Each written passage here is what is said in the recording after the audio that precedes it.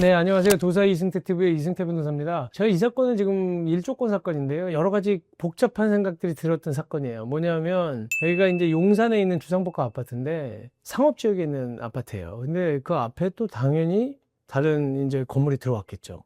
상업지역이라고 하면 여러분들도 아시겠지만, 용도 지역이 상업지역이라는 건 상업용 시설이 들어와야 되는 거예요. 그러니까 주상복합 아파트에 입주를 할 때 우리는 어떤 생각을 하냐면 굉장히 그냥 고가 그냥 아파트다라는 생각을 하시는 분들이 많은 것 같아요. 그런데 기본적으로 우리 주거지역에 있는 아파트 동이 여러 개가 있고 마당도 있고 공개가 좀 넓고 그다음에 놀이터도 있고 막 이런 체육시설이 있고 이런 게 아니라 주상복합은 호텔처럼 생겼잖아요. 쭉 올라가서. 그리고 호텔도 어떻게 보면 뭐 제주 신라 호텔이라든지 뭐 정원이 굉장히 좋은 호텔들이 있는가 하면 비즈니스 호텔은 어떻게 생겼냐면 그냥 쭉 호텔만 있잖아요. 아무것도 없고. 그리고 편의시설은 어디 있어요? 지하에만 있잖아요. 그렇게 생각하면 돼요. 어떻게 보면 주거용 아파트다라고 하는 거는 정원, 그 다음에 우리 공개공지, 그 다음에 놀이터, 뭐 노인복지시설, 경로당 이런 거 하나에 이렇게 넓게 펼쳐져 있는 거라고 생각한다면 주상복합 아파트는 밀집돼서 그러니까 지하 4, 5층까지 이렇게 쫙 편의시설과 복지시설이 있고 그 위에 아파트가 있는 것. 그 얘기는 결국은 좁은 땅에 높게 짓는다는 거예요. 이 얘기는 쉽게 얘기하면 상업용지니까 가능한 거예요. 그러면 우리 아파트는 넓게 짓는다 그랬잖아요. 물론 지금 우리 아파트가 보통 30층까지 내외까지 올라오고 40층까지도 올라가지만 기본적으로는 넓게 펼쳐 놓은 거예요. 그래서 여기다가 놀이터, 여기다가는 뭐 호수, 여기다가는 뭐 산책로 이런 것들을 해놓고 약간 펼쳐 놓은 게 아파트인데 이게 주거지역이고 이게 상업용지예요. 근데 이 차이가 어떻게 나눠지는 거냐? 용적률과 건폐율로 나눠지는 거예요. 건폐율이라고 하는 건 내 땅에서 내 건물이 차지할 수 있는 바닥 면적. 땅이 만약에 100평이다라고 하면 50평 이상이 못 들어오는 거예요. 그리고 용적률은 뭐냐면 100평 중에 50평을 건물을 지었어요. 1층을. 2층도 또 50평, 3층 50평, 4층 50평, 200평을 지어. 이게 연면적이라고 하거든요. 4개를 다 합치면 200평이잖아요. 땅은 100평인데 100평에 2배를 한 200평이 되니까 이게 용적률 200%까지 지은 거예요. 이거를 10층까지 지어서 만약에 500평을 지었다 라고 하면 결국은 연면적이 500평이 되는 거니까 100평에 5배가 됐잖아요. 그러니 용적률이 500%가 되는 거거든요. 이렇게 나눠지는 건데 우리가 상업지역에서는 이 용적률이 뭐 1000포인트, 1500 뭐 이렇게까지 올라가고 1800 이렇게까지도 지을 수가 있어요. 여러 가지 또 인센티브까지 주고 하면. 근데 지금 주거지역은 그렇지 않다는 겁니다. 그러다 보니까 주거용 아파트랑 주상복합 아파트가 다르거든요. 근데 주민들이 인식을 잘 못하세요. 근데 본인들은 주거용으로 세금도 내고 살고 있기 때문에 주거용 아파트랑 똑같은 보호를 받아야 되는 거 아니냐라고 생각하시는 거거든요. 이게 왜 그러냐면 이 아파트 옆에 아파트가 들어오니까 주민들이 난리가 난 거예요. 주상복합 아파트에서.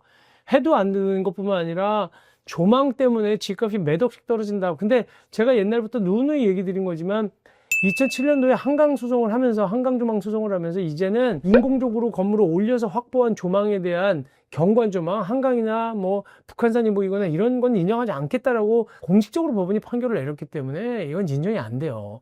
그리고 나서 또 하나 천공조망이라고 하는 것, 우리가 이렇게 앞이 그 개방감이 있고 그다음에 압박감이 없는 상태에서 쭉 트여 있는 듯한 느낌을 받는 이 부분에 대해서도 법원이 2014년도 2월 27일 날 판결을 하고 나서 대법원에서 그 이후부터는 잘 인정을 안 합니다. 벌써 그런 지가 10년 가까이가 됐어요. 그래 아파트끼리는 조망소송이라는 게 거의 의미가 없어졌어요.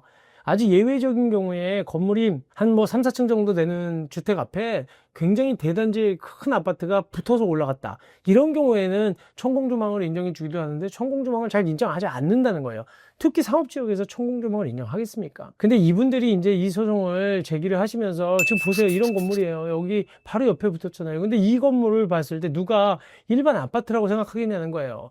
분명히 이거는 편의시설을 더 중점적으로 두고 그리고 편의성에 더 착안해서 지었고 편의성 때문에 이 건물을 선택하신 거거든요. 이 분양을 받으신 건데 편의성도 요구하시면서 거기에다가 주거의 쾌적성까지 요구하는 건 약간 무리가 있다. 그래서 그나마 상업지역 내에서도 일조권 침해로 인한 손해배상은 인정해 줍니다. 상업지역 내라고 하더라도 거기서 지금 주상복합 아파트도 가리면 일조권 침해가 있으면 손해배상을 해줘요. 근데 조망은 안 해준다.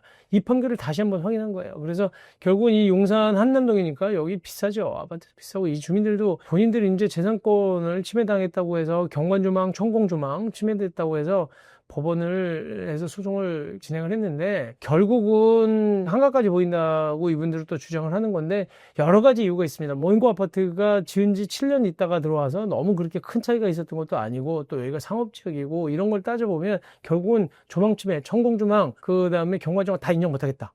대신 1조 침해로 인한 부분은 어느 정도 인정하겠다. 이 집이 상업지역에 있는 주상복합 아파트라고 하더라도 그 부분은 인정해주겠다. 50%까지는 뭐 인정해주겠다. 그 50%라는 게 손해액의 50%만 인정해주겠다. 결국 이제 저희 쪽에서는 죄송하지만 뭐 저도 이제 환경소송을 하는 입장에서 뭐 이거 무조건 안 된다는 건 아닌데 또 그렇다고 해서 법이 안 되는 거를 또 무리하게 요구하시는 것도 지금 현재 법이 바뀌기 전까지는 받아들여 줄 수 없잖아요. 그리고 법을 정확하게 알고 서로 다퉈야지. 그래서 그 지적을 해서 저희가 피고 소송을 해서 어쨌든 많이 깎았죠. 청구 취지 금액의 75%를 저희가 깎은 건데 금액 청구는 굉장히 많이 했어요. 그러니까 30억이 넘는 돈, 40억 가까이 되는 돈을 청구했고 굉장히 많이 깎았죠. 그러니까 이분들은 속상하겠죠. 굉장히 화도 나고. 하지만 법이 그렇다는 거예요. 주상복합 아파트 선택하실 때 잘 하셔야 돼요. 주상복합 아파트에 우리 건물만 높게 지어질 거라고 생각하시면 안 된다는 겁니다. 그리고 누군가 그 옆에 또 건물을 짓게 되면 1조 침해로 인한 부분은 조금 배상받을 수 있지만 조망은 어렵다. 요거는 원고, 피고 이거를 떠나서 법을 정확하게 좀 알고 우리도 권리 주장을 해야 될 필요는 있다는 겁니다. 분명 바뀌었으면 좋겠죠. 그리고 주상복합 아파트를 판매하시는 분이나 매도할 때 전망 좋아, 그렇기 때문에 들어와 이러면 원칙적으로 안 되는 거예요. 그러니까 거기는 그냥 편의성이 좋아라는 생각으로 들어오셔야 되는 거라고 인식하시면 될 것 같습니다. 네, 오늘 방송은 이것으로 마치도록 하겠습니다. 감사합니다.